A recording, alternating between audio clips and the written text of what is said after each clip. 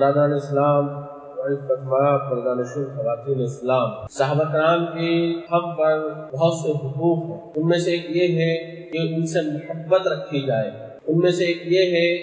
کہ ان کے حق میں دعائیں کی جائیں، اس میں سے ایک یہ بھی ہے کہ ان کے لیے دفاع کیا جائے۔ اگر کوئی ان کی شان میں گستاخی کرتا ہے یا ان کا غلط طریقے سے ذکر کرتا ہے، لعن طعن کرتا ہے اور بری باتیں ان سے متعلق پھیلاتا ہے، تو ہم پر یہ حق ہے کہ ان کا دفاع کیا جائے۔ اسلاف اپنے بچوں کو ابو بکر و عمر سے محبت اس طرح سکھاتے تھے جس طرح قرآن و سنت سکھاتے تھے، تو ان سے محبت یہ ایمان کی نشانی۔ اللہ کے رسول صلی اللہ علیہ وسلم دعا فرمائے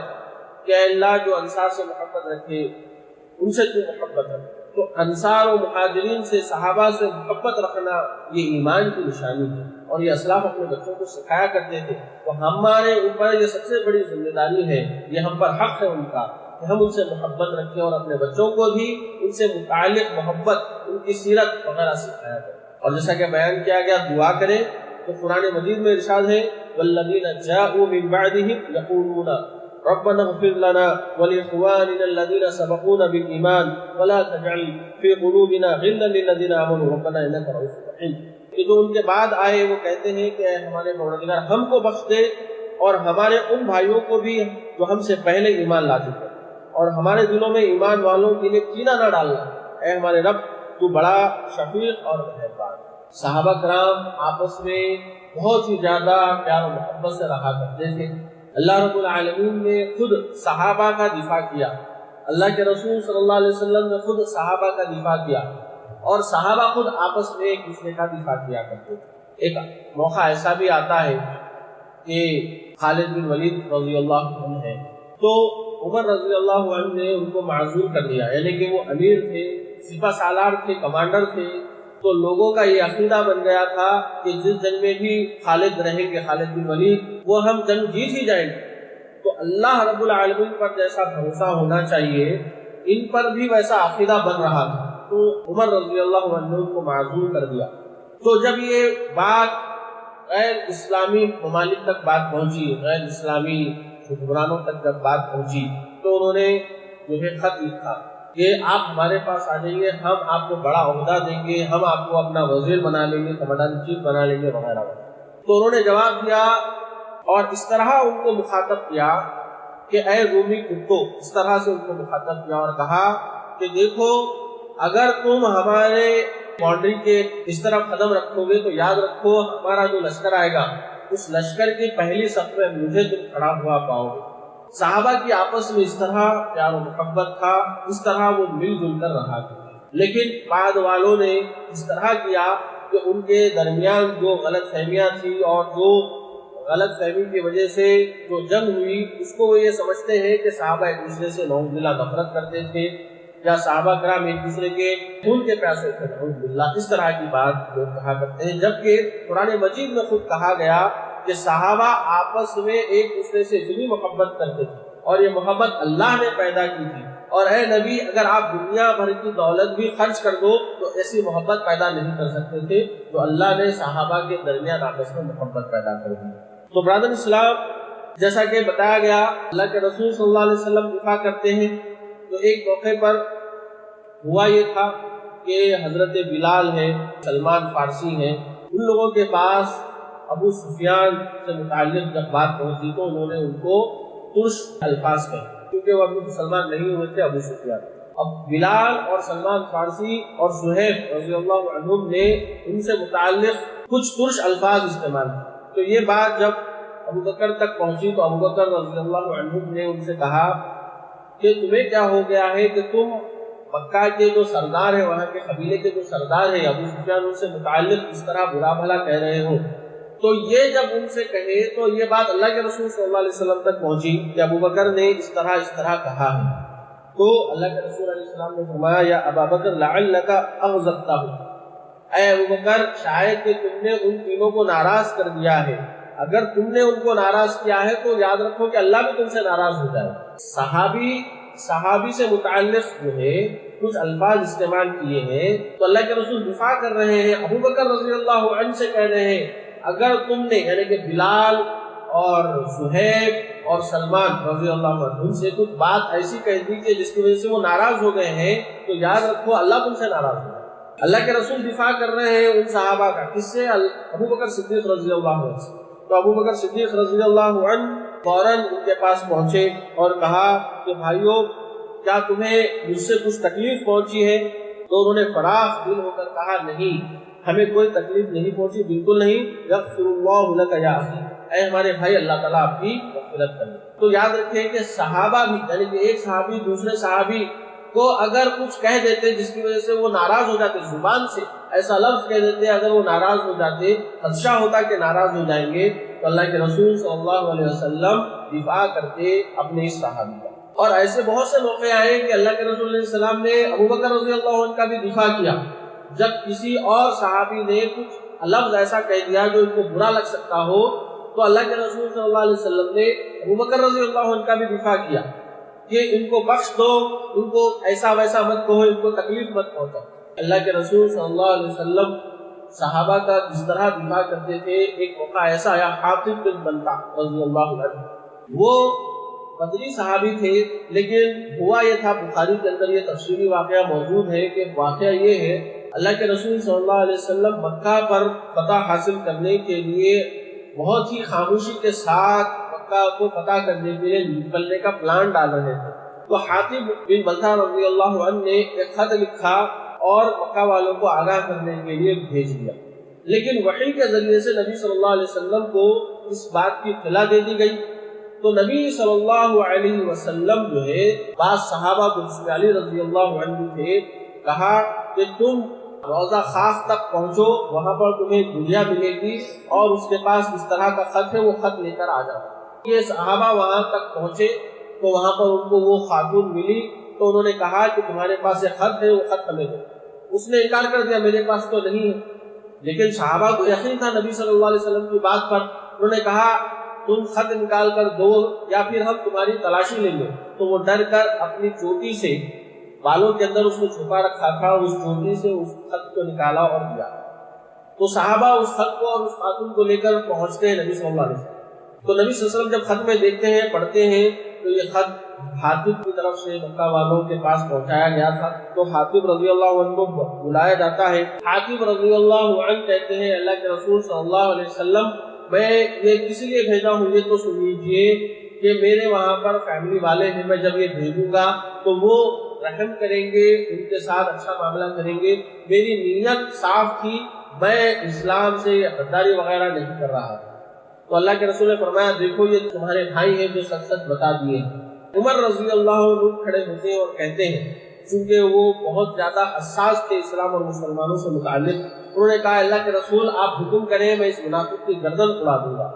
تو اللہ کے رسول صلی اللہ علیہ وسلم نے فرمایا اے عمر تمہیں کیا ہو گیا ہے؟ کیا تمہیں نہیں پتا کہ یہ بدری صحابی ہے؟ اور بدری صحابی سے متعلق اللہ رب العالمین کا ارشاد ہے اعملوا ما شئتم فقد غفرت لکم، کہ تم جو چاہو کرو میں نے تم کو بخش دیا۔ تو اللہ کے رسول صلی اللہ علیہ وسلم اپنے اس صحابی کا جنہوں نے جاسوسی جیسا جرم بھی کیا تھا دفاع کرتے ہیں، کیوں کرتے ہیں؟ کیونکہ اللہ رب العالمین نے بخش دیا ہے۔ تو صحابہ کے تعلق سے اگر کوئی بھی کچھ غلط استعمال کرتا ہے لفظ، تو اللہ کے رسول صلی اللہ علیہ وسلم سب سے پہلے دفاع کرتے ہیں۔ اور اللہ رب العالمین فرماتا ہے ان صحابہ رضی اللہ عنہم سے متعلق رضی اللہ عنہ ورضوا عنہ وعد لهم جنات تجری من تحتها الانہار خالدین فیہا ابدا ذلک الفوز العظیم۔ اللہ تعالیٰ ان تمام سے راضی ہو گیا اور یہ تمام اللہ سے راضی ہو گئے، اور اللہ رب العالمین نے ان لوگوں کے لیے جنتیں تیار کر رکھی جس کے نیچے نہریں بہتی ہیں، وہ اس میں ہمیشہ رہیں گے، اور یہ سب سے عظیم ترین کامیابی ہے۔ اس طرح اللہ رب العالمین کا ایک واقعہ یہ ہے کہ جب عائشہ رضی اللہ عنہا پر تہمت لگائی گئی تو بعض صحابہ انجانے میں یا غلط فہمی کی وجہ سے اس کے اندر شریک ہو گئے تھے۔ حسان رضی اللہ عنہ ہے، مصطح رضی اللہ عنہ، وہ بھی شامل ہو گئے تھے۔ ابو بکر صدیق رضی اللہ عنہ کو برا لگا اور انہوں نے کیا کیا، مصطح رضی اللہ عنہ غریب تھے، کفالت کرتے تھے، خرچ دیا کرتے تھے، تو ابو بکر رضی اللہ عنہ اس خرچ کو روک دیا۔ تو اللہ رب العالمین کیا کہہ رہا ہے وَلَا يَأْتَلِ أُولُو الْفَضْلِ مِنْكُمْ وَالسَّعَةِ أَن يُؤْتُوا أُولِي الْقُرْبَى وَالْمَسَاكِينَ وَالْمُهَاجِرِينَ فِي سَبِيلِ اللَّهِ وَلْيَعْفُوا وَلْيَصْفَحُوا أَلَا تُحِبُّونَ أَن يَغْفِرَ اللَّهُ لَكُمْ وَاللَّهُ غَفُورٌ رَحِيمٌ۔ اللہ تعالیٰ کہتا ہے کہ جو تم میں مالدار ہیں وہ مسکینوں، غریبوں، مہاجرین پر خرچ کرنے سے نہ رکیں، اور اگر وہ کچھ غلط کرے ہیں تو ان کو معاف کر دیں۔ کیا تم یہ بات پسند نہیں کرتے کہ اللہ رب العالمین بدلے میں تمہیں بخش دے، اور اللہ رب العالمین بڑا بخشنے والا، رحم فرمانے والا۔ ابو بکر صدیق رضی اللہ عنہ نے ان کو معاف کر دیا۔ اس طرح کے بہت سے واقعات ہیں سیرت کے اندر ہمیں دیکھنے کو ملتے ہیں کہ صحابہ سے بہت سی جگہوں پر چوک ہوئی تھی، لیکن اللہ رب العالمین نے ان کو بخش دیا تھا۔ حالانکہ بہت بڑی جگہوں پر چوک ہوئی تھی، جیسا کہ جنگ احد میں اللہ کے رسول صلی اللہ علیہ وسلم نے تیر اندازوں کو مقرر کیا تھا اور کہا تھا اگر تم دیکھو کہ ہم غالب آ جائیں یا دیکھو کہ دشمن ہم پر غالب آ گیا، تم اپنی اس جگہ سے نہ ہلنا۔ تو ان تیر اندازوں نے جب دیکھا کہ مال غنیمت جو ہے یہاں پر رکھا ہوا ہے اور جا رہا ہے، تو انہوں نے مال غنیمت کی ندا لگا کر اس کو لوٹنے کے لیے نکل گئے، جبکہ جو ان کے امیر تھے عبداللہ، انہوں نے کہا کہ رک جاؤ، لیکن انہوں نے دیکھا کہ مال غنیمت ہے اور دشمن بھاگ رہا ہے، ہمیں مال غنیمت حاصل کر لینا چاہیے۔ تو انہوں نے جب وہاں سے ہٹے تو پھر یہ ہوا کہ 70 صحابہ شہید ہو گئے بدلے میں۔ اتنی بڑی بھول جو ان سے ہو گئی، لیکن اس کے باوجود اللہ تعالیٰ کیا کہتا ہے وَلَقَدْ عَفَا اللَّهُ عَنْهُمْ إِنَّ اللَّهَ غَفُورٌ حَلِيمٌ۔ اللہ رب العالمین نے ان سے درگزر کا معاملہ فرمایا ہے، تم بھی ان کے ساتھ درگزر کا معاملہ فرماؤ۔ فَاعْفُ عَنْهُمْ وَاسْتَغْفِرْ لَهُمْ وَشَاوِرْهُمْ فِي الْأَمْرِ، تم بھی ان سے درگزر کا معاملہ فرماؤ اور ان کے متعلق اللہ رب العالمین سے مغفرت طلب کرو۔ تو یہ اللہ رب العالمین نے ان صحابہ کا دفاع کیا اور نبی صلی اللہ علیہ وسلم سے کہا کہ آپ بھی درگزر کریں اور ان کے حق میں بخشش طلب کریں۔ تو برادر اسلام، صحابہ سے متعلق ہمیں دیکھنے کو ملتا ہے اللہ رب العالمین نے دفاع کیا، اللہ کے رسول صلی اللہ علیہ وسلم نے دفاع کیا، اور صحابہ خود آپس میں ایک دوسرے کا دفاع کیا کرتے تھے۔ اذا ذکر اصحابی فامسکوا، اللہ کے رسول صلی اللہ علیہ وسلم نے ارشاد فرمایا جب میرے صحابہ کا ان کی شان کے خلاف تذکرہ سنو تو اپنے آپ کو روک لو، یعنی کہ اس طرح کی گستاخی مت کرو کہ میرے صحابہ کو برا بھلا کہنے لگ جاؤ۔ ان اللہ یدافع عن الذین آمنوا ان اللہ لا يحب كل خوان کفور، اللہ تعالیٰ خود کہتا ہے کہ اللہ تعالیٰ صحابہ کا دفاع کرنے والا، اللہ تعالیٰ صحابہ کا دفاع کرنے والا، سب سے پہلے اس سے مراد صحابہ کرام ہی ہے۔ تو اللہ کے رسول صلی اللہ علیہ وسلم جب کسی صحابی سے تھوڑا سا بھی اگر منہ پھیر لیتے تو اللہ رب العالمین دفاع کرتا۔ عبس وتولی کہا اللہ رب العالمین، آپ نے ایک اندھے نابینا صحابی کے آنے پر جو ہے منہ پھیر لیا تو یہ بات آپ کو ذہن نہیں دی۔ حکمتاً دعوتی کام کے سلسلے میں اللہ کے رسول سادات کے پاس آئے تھے، عمرہ کے پاس آئے تھے ان کو دعوت دینے کے لیے،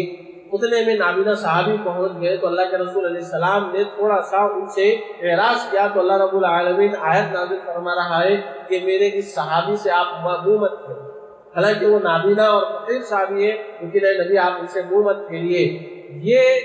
جو یہ نصیحت حاصل کرنے کے لیے آ رہا ہے، سیکھنے کے لیے آ رہا ہے، اس کو سکھاؤ، ہو سکتا ہے اس سے زیادہ یہ جو ہے کارآمد ہو جائے۔ اللہ رب العالمین نے قرآن مجید میں اس طرح جو ہے سورہ عبس نازل فرمایا ہے اپنے ایک صحابی کے دفاع کے اندر، اور اللہ رب العالمین دفاع کرتے ہوئے کہتا ہے وَإِذَا قِيلَ لَهُمْ آمِنُوا كَمَا آمَنَ النَّاسُ قَالُوا أَنُؤْمِنُ كَمَا آمَنَ السُّفَهَاءُ أَلَا إِنَّهُمْ هُمُ السُّفَهَاءُ وَلَكِنْ لَا يَعْلَمُونَ۔ سورہ بقرہ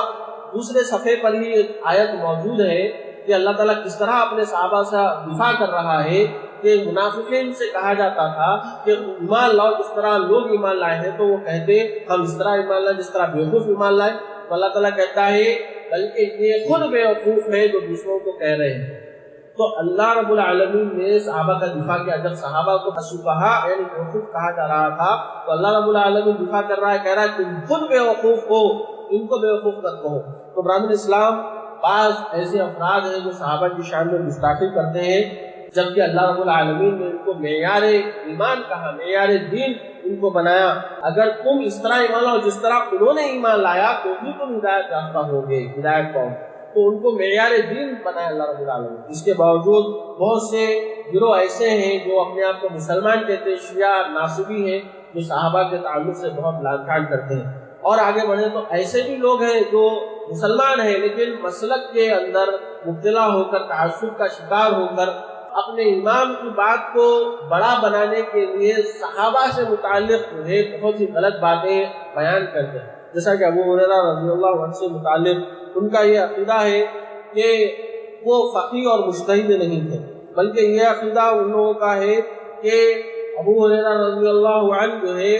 صحابی ہونے کی وجہ سے ہمارے امام سے افضل ہو سکتے ہیں، لیکن ہمارے امام فقہ اور اجتہاد اور دین کی نشر و اشاعت میں ان سے بڑے مقام پر فائز تھے، نعوذ باللہ۔ تو اس طرح ایک صحابی کو اپنے امام سے کمتر سمجھتے ہیں، نعوذ باللہ، فقیہ نہیں سمجھتے، مجتہد نہیں سمجھتے۔ ہمارے امام فقیہ اور مجتہد ہیں، ان کی بات اس صحابی سے زیادہ افضل ہے، نعوذ باللہ۔ جبکہ ابو ہریرہ رضی اللہ عنہ بڑے فقیہ اور مجتہد تھے اور فتویٰ دیا کرتے تھے صحابہ کے دور میں، اور دن رات ایک کر کے نبی صلی اللہ علیہ وسلم کے پاس بیٹھ کر انہوں نے محنت سے دین سیکھا تھا، تو ان کو کیا ہے اپنے امام سے افضل نہیں سمجھتے، نعوذ باللہ۔ تو اس طرح جو بات اور عقیدہ رکھتے ہیں وہ بہت ہی بڑی گمراہی کے اندر مبتلا ہے۔ تو ہمیں یاد رکھنا چاہیے کہ صحابی کا مقام و مرتبہ، ان کی سمجھ بوجھ، ان کا معیار جو ہے بہت بلند ہے۔ ہمیں دین کو سمجھنا ہے صحابہ کے طریقے منہج کے مطابق، کتاب و سنت کو کس طرح سمجھنا ہے، فہم صحابہ کے نہج پر سمجھنا ہے۔ اگر ہم صحابہ کو چھوڑ دیں گے اور لان تان کریں گے کسی صحابی پر تو دین پورے کا پورا مشکوک ہو جائے گا۔ تو برادر اسلام، صحابہ کا بڑا ہی مقام و مرتبہ ہے، ان کے سمجھنے کی ضرورت ہے، ان کا مقام اتنا بڑا ہے کہ فرمایا سعید بن جبیر رضی اللہ عنہ کہتے ہیں اگر ایک صحابی جو اللہ کے رسول صلی اللہ علیہ وسلم کے ساتھ جہاد میں شریک تھا، اس ایک لمحے کو جو ہے تم پوری زندگی عبادت کر کے نہیں پہنچ سکتے، اگرچہ کہ تمہاری عمر نوح علیہ السلام کی جتنی کیوں نہ ہو جائے۔ صحابہ نے یعنی کہ معاویہ رضی اللہ عنہ کا جو گھوڑا ہے جو اللہ کے رسول صلی اللہ علیہ وسلم کے ساتھ جہاد میں شریک ہوا اور اس کے ناک میں جو دھول گئی وہ دھول کے برابر نہیں ہے کوئی دوسرا، یا عمر بن عبدالعزیز جن کو 5واں خلیفہ کہا جاتا ہے۔ تو یعنی کہ صحابہ کا اتنا اونچا مقام و مرتبہ ہے، اس کے باوجود اگر ہم لان تان کریں گے، اپنے آپ کو بڑا سمجھیں گے، اپنے امام کو بڑا یا ولی کو بڑا سمجھیں گے، یہ بہت ہی غلط رویہ۔ اللہ تعالیٰ خود کہتا ہے کہ اگر تم جو ہے سونے کے پہاڑ خرچ کر دو، ان کا چھوٹا سا ایک مٹھی جو ہے جو سکھا مٹھی اس کے برابر نہیں ہو سکتا۔ تو اتنا بڑا مقام ہے صحابہ کا، تو ہم برداشت نہیں کر سکتے کوئی اپنے امام کو یا اپنے مسلک کو فروغ دینے کے لیے صحابہ کی شان میں گستاخی کرے یا ان کو حقیر سمجھے، فقیر یا مجتہد نہ سمجھے۔ ہم دعا کرتے ہیں کہ رب العالمین ہمارے دلوں میں صحابہ کی محبت پیدا فرمائے، ان کے منہج کو فالو کرنے کی توفیق عنایت فرمائے، اللہ اور اس کے رسول سے محبت کرنے، اسلام پر عمل کرنے کی توفیق عنایت فرمائے، آمین۔ اقول قولی ھذا استغفر اللہ لی ولکم ولسائر المسلمین من الذنب فاستغفروہ انہ هو الغفور الرحیم۔